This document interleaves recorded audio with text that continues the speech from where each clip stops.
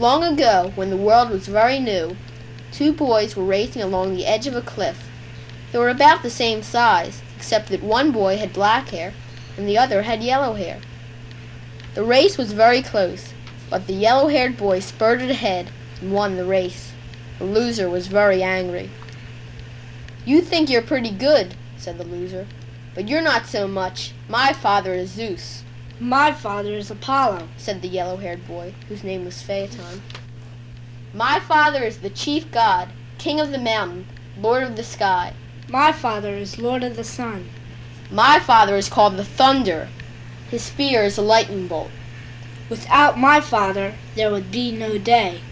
"Sometimes I visit my father," said Epaphras. "I sit on Olympus with him, and he teaches me things and gives me presents. Do you visit your father?" "Certainly, very often." Now this was a lie. "I go to the Eastern Palace, and he teaches me things." "Has he taught you to drive the horses of the sun?" "Oh, yes. He taught me to handle the reins, and how to make them go, and how to make them stop." "I think you're making it all up. I don't believe a word you're saying." "I'll prove it to you. I'll go to the Palace of Sun right now and hold my father to his promise." "What promise?" "He said I was getting to be so good a charioteer that next time he would let me drive the sun chariot alone, all by myself, from dawn to night, right across the sky." "Poof, words are cheap. How will I know it's you driving the chariot?" "You'll know me. When I pass the village, I will come down close and drive in circles around your roof. You'll see me all right. Farewell." And he went off.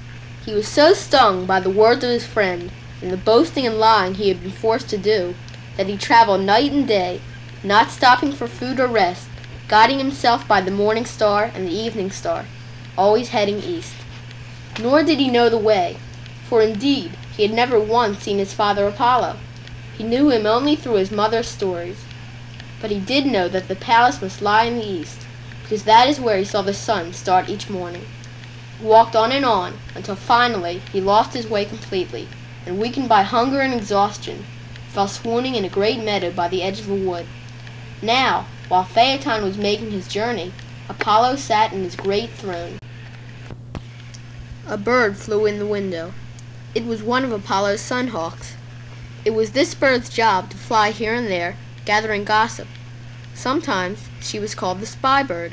Now she said, "Apollo, I have seen your son." "Which son?"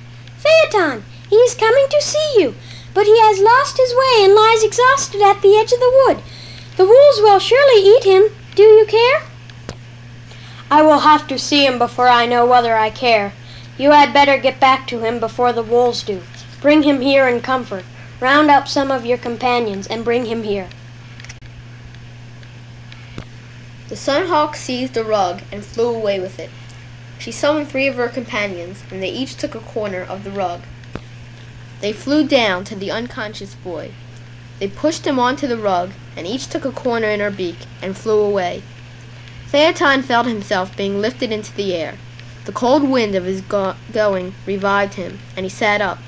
People below saw a boy sitting with folded arms on a carpet, rushing through the cold, bright moonlight far above their heads. It was too dark, though, to see the birds, and that is why we hear tales of flying carpets even to this day. Over the wall flew the carpet, over the courtyard, through the tall portals. They led him down in front of the throne.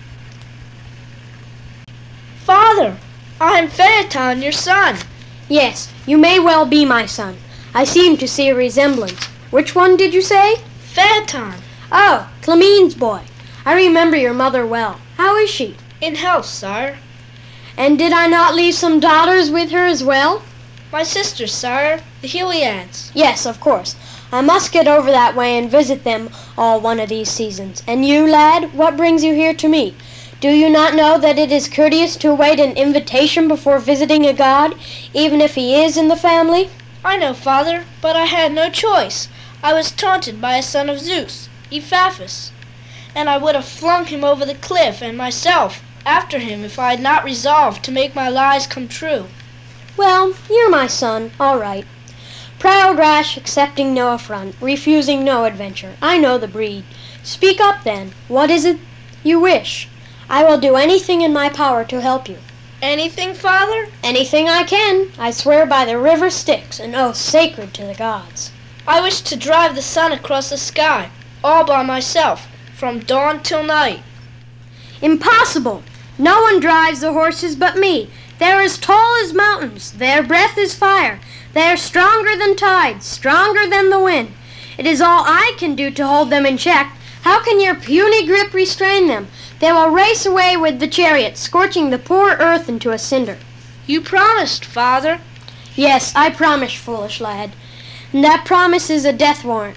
A poor charred cinder floating in space. Well, that is what the oracle predicted for Earth. But I didn't know it would be so soon, so soon. It is almost dawn, Father. Should we not saddle the horses? Will you not withdraw your request? Allow me to preserve my honor without destroying the earth? Ask me anything else. I will grant it. Do not ask me this. I have asked, sire, and you have promised. And the hour for dawn comes, and the horses are unharnessed. The sun will rise late today, confusing the wise. They will be more than confused when this day is done. Come.